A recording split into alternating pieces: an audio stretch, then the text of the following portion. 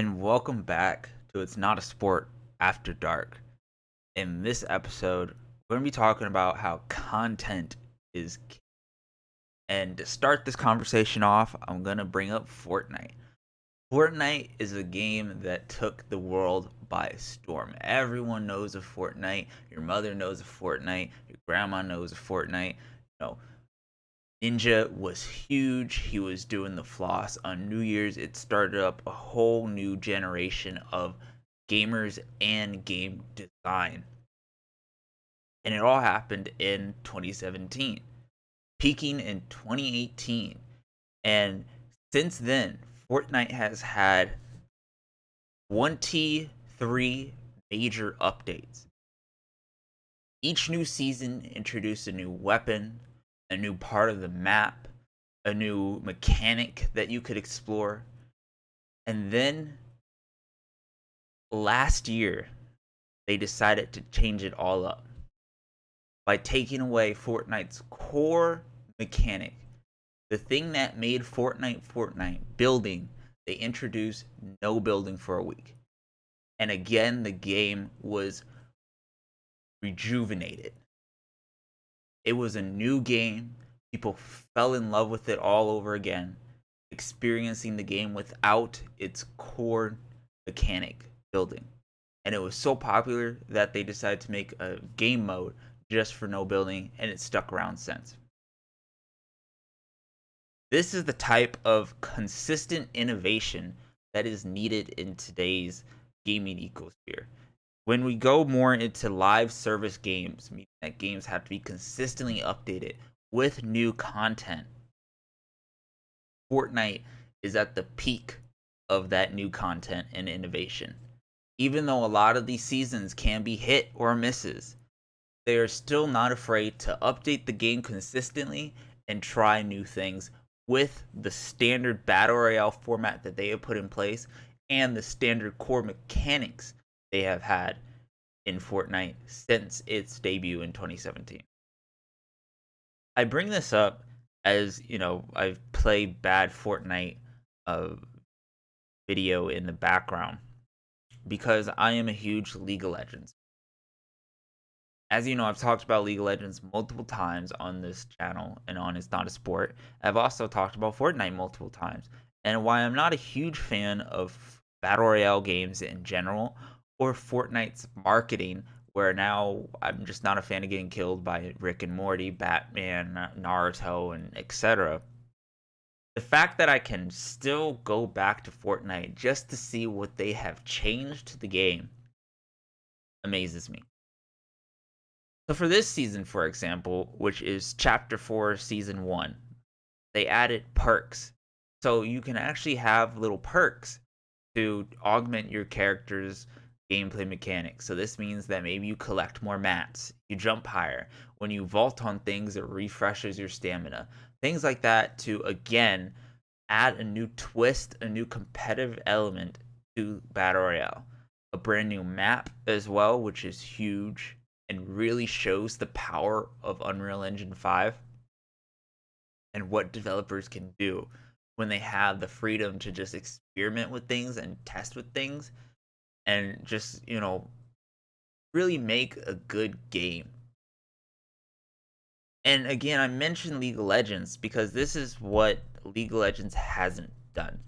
I think the reason why League of Legends has, which was, again, I would say the biggest game in the world, still is, has fallen out of favor a lot, is because it has failed to innovate where Fortnite has. And I've been praising Fortnite for its seasonal innovation and how low League of Legends has, fallen behind. So now we're kind of getting into like the League of Legends section of it, and where the lack of content in this game has really made it suffer.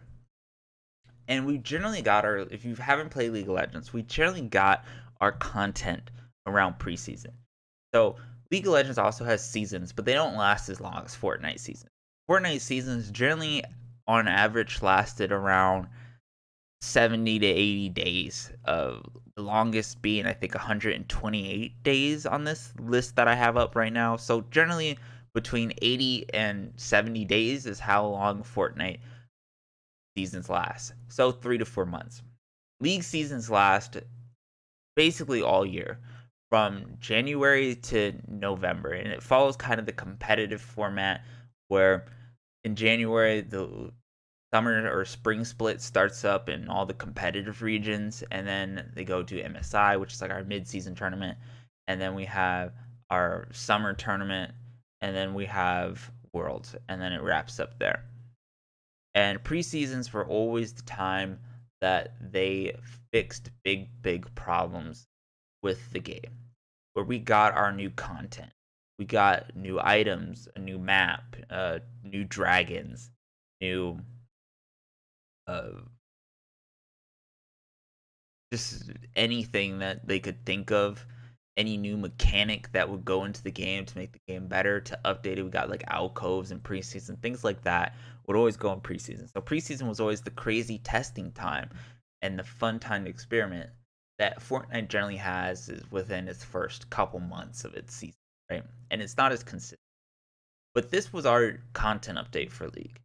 And since we've seen Riot grow as a company, seen the success of Valorant, and we've seen the success of Legends of Runeterra, the success of Arcane, and all the big head people that probably did a lot of the innovation and the content for League of Legends on,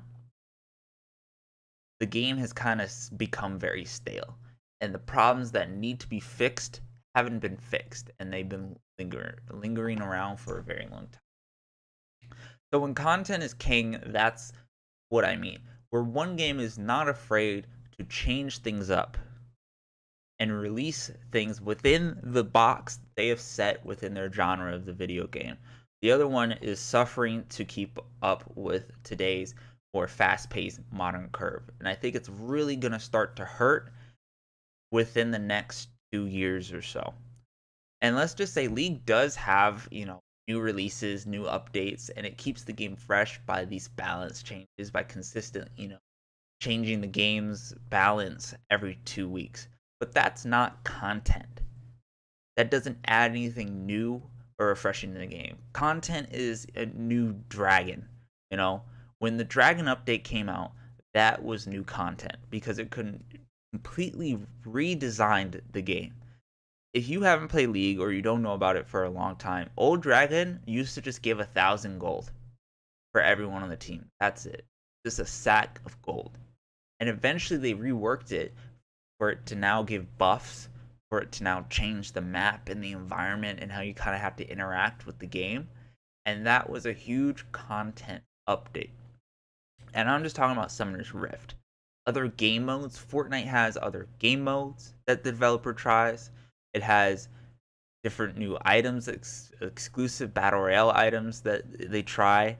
It has the community can make game modes. That's how ARAM became really big, which they recently just changed and kind of made less fun from a lot of the feedback I've seen about it. But the community could still make their own game modes. There used to be a ton of old school League of Legends community game modes. Hide and seek used to be a big one with on Dominion. Dominion used to be a map where people go in there and they would just make their own kind of custom game modes. And we don't see that anymore from the developers. It's a very sad state of affair when I'm doing this piece and I'm talking about a game that I really love, not come out with good updates or consistently new content to keep me interested. It's kind of I'm trapped in a loop where you see Fortnite come out with, good updates. Even the mobile games that I talked about in my last video still come out with very good content updates, whether it's a new ship, new events, and some of those new events even have new mechanics, new things that players can explore within the confines of its game. Even new fighting game, when a new character comes out, a new character can introduce new mechanics to the game that completely change up how that fighting game works. Content in today's world is king. It needs to be consistently put out in video games, not every month maybe, depending on the type of game that you have. But even the smallest updates can mean the biggest things for players. And it is very important to understand that in today's gaming ecosphere, how much games need to be updated on a regularly basis in order to compete in today's market. Anyway, that's going to conclude this episode of It's Not a Sport. I hope you enjoyed this talk about content. Make sure to leave a like, comment, and subscribe below. It really helps me out. Check that bell for notifications so you can check out our content when it uploads here at It's Not a Sport. Anyway, this has been your host, Salty Waffles, signing off, and I hope you guys are having a wonderful climb.